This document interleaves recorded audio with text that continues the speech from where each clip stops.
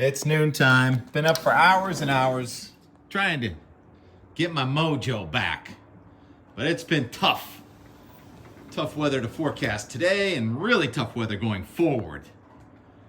Steve and T-Rex sending greetings from southern New England today, where the sun was out this morning and it was actually colder at sunrise in southern New England than here in northern Vermont.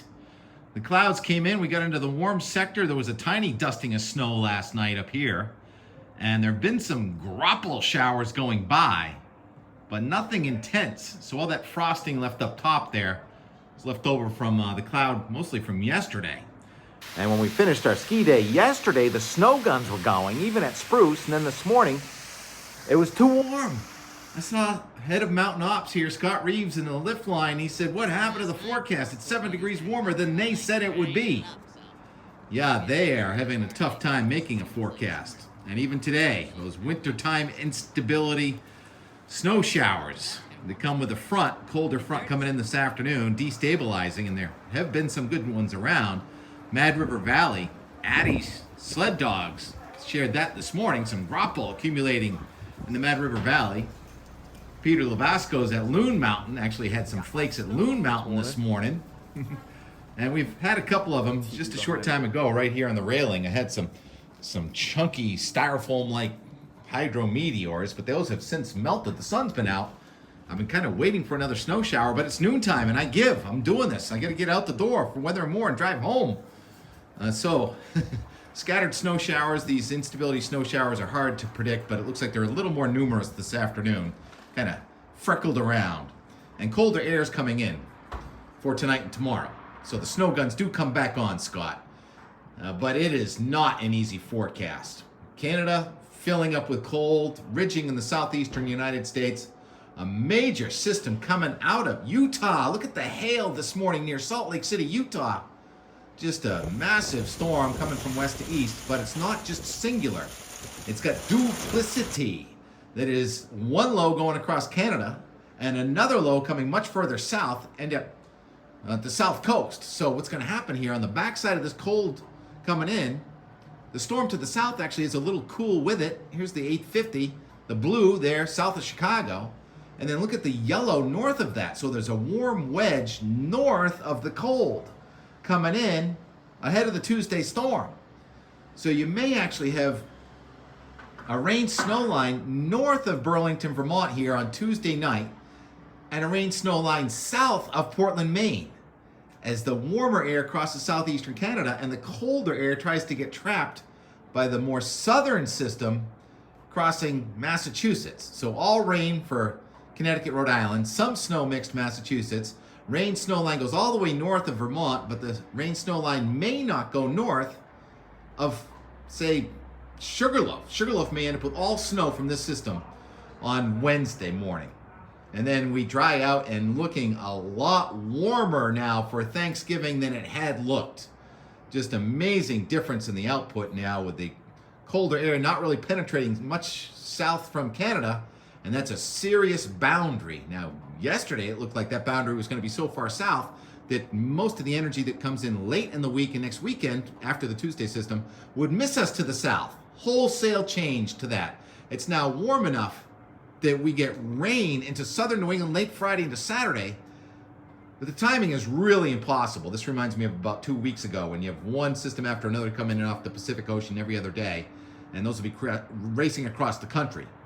So starting, well, right now, every 54 hours, there's going to be something going by New England. And it looks a lot warmer now for Thanksgiving into early next weekend than it did before. But that cold is still right up there in Canada.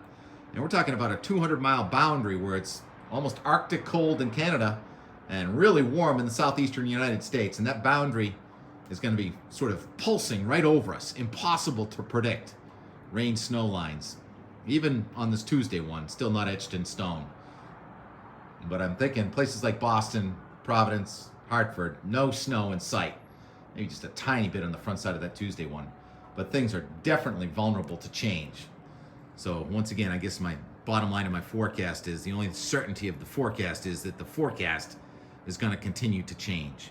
Even here this afternoon, maybe we get some snow showers and snow squalls.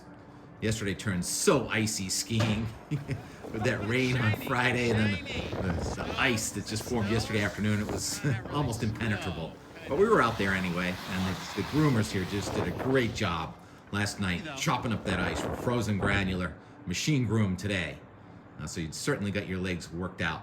So I'll leave you with some highlights from late yesterday up here with snow guns coming on, and then this morning heading out fun skiing with Bobby Ski and company and Weir and everyone else that was out on the mountain.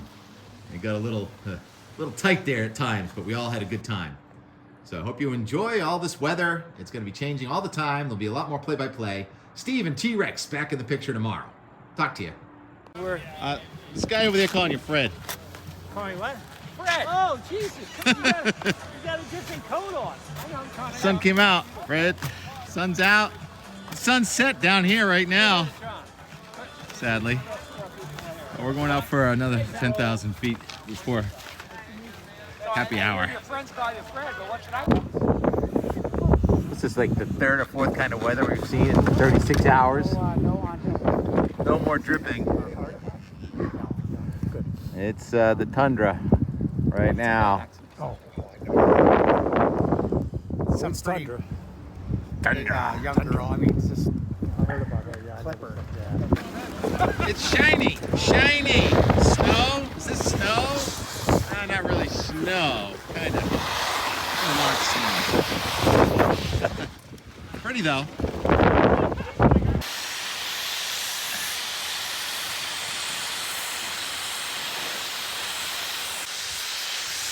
It's snowing! And it's sunny. Yeah. It reflects nice.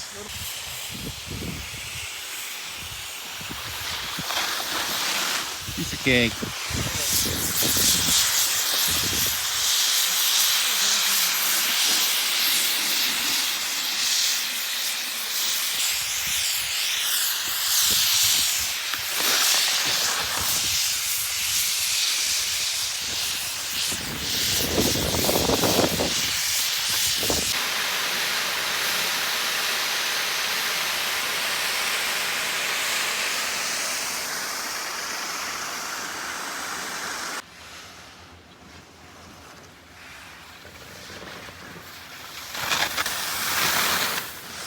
What do you got? What do you got?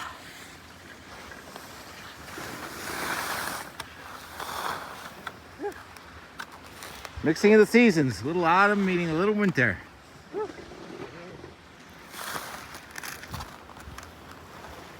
Very pretty. We did a little dusting last night, but more importantly, these guys were out there all night grinding it up. So yesterday we had serious hard ice. It'll be interesting to see what it's like this morning. Appreciate the mountain ops teams doing what they can do. It's actually not too bad. It's kind of warm this morning. Mid-30s. Well, upper 30s. Down in the valley. Upper 20s here. 8:10 in the fog. They ground it up. It's ground frozen granular. Now machine groomed and plywood. It's magic. And the cloud's only really just at the top.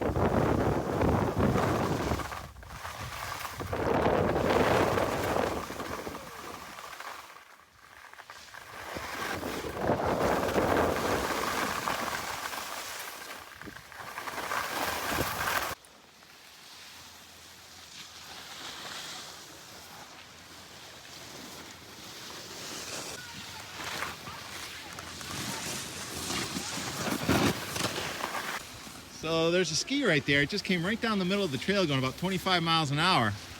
I guess the brake broke. Yee! All right, it's 9 o'clock. The cloud's getting lower and you can see some snow showers starting to develop. We've had a lonely flake or two, but those flakes look decent. Good size. There's one. We'll see. We'll see.